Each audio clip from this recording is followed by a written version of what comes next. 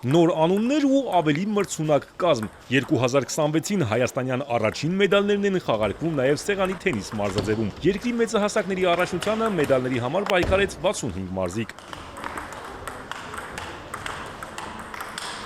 Աղջիկների զուգախաղի եզրափակիչում հետաքրքիր պայքար էր Մարիամ Համբարձումյան, Մարիա Գալստյան եւ Մանե Ղազարյան, Ռիմա Խլղաթյան զույգերի միջև։ Առաջին երկու սեթում զիջելուց հետո Ղազարյանն ու Խլղաթյանը տպավորիչ քամբեք են անում եւ 3 սեթ անընդմեջ հաղթելով դառնում Հայաստանի չեմպիոն։ Մարզիկների խոսքով վճռորոշը երրորդ սեթում մարզչական թայմաուտներ։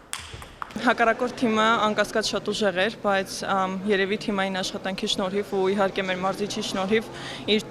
տված ճիշտ խորհուրդների շնորհիվ կարողացանք հաղթել։ Կարևորը մինչև վերջ պայքարելն է, խաղալ մինչև վերջ։ Հակառակորդ թիմը իհարկե շատ ուժեղ էր, բայց պայքարի շնորհիվ կարողացանք հաղթել։ Տղաների զուգախաղում հաղթողը վանաձորյան զույգներ։ Էդգար Ռաֆայելյանն ու Հովհաննես Ջուլհակյանը 3-1 հաշվով առավելության հասան մնացական Ղազարյանի եւ Էրնեստ Ապրիյանի նկատմամբ։ Այս զույգի հետ էլ չէինք խաղացել մինչև էս,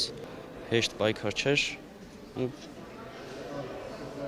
ավելի շատ աշխատել է պետք չեմպիոնության համար, էլի։ Տղաների անհատական պայքարում պատվոհարթակում բացառապես վանաձորցի մարզիկներն էին, իսկ հաղթողը Ավետ Վասիլյանն էր։ Եզրափակիչում նա առանց դժվարության հաղթեց թիմակցին Հովհաննես Ջուլհակյանին։ Անհամեմատ թեժ ստացվեց աղջիկների եզրափակիչը։ Առաջին երկու սեթում Ռիմա Խլղաթյանը հեշտությամբ հաղթում էր, այնուհետև կորցրեց զգոնությունը, ինչից օգտվեց մրցակիցը Մարիամ Համբարձումյանը։ Հետ բերելով կորցրածը Համբարձումյանը երրորդ վճռորոշ սեթում հաղթեց նաև հոգեբանորեն 11-4։ Սա նրա առաջին չեմպիոնությունն էր։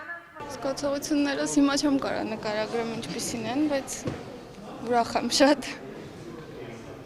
Չգիտեմ, պայքարեցի մինչև վերջ ու ստացված երևի։ Մարզիչիս կողմից ճիշտ քայլ էր տայմաուտ վերցնելը, այդ օգնեց ավելի շատ, որ հետ գամ։ Այս տարի սեղանի թենիսիստներին հագեցած միջազգային մրցաշրջան է սպասվում։ Երևանում կանցկացվի 2 միջազգային ստուգատես։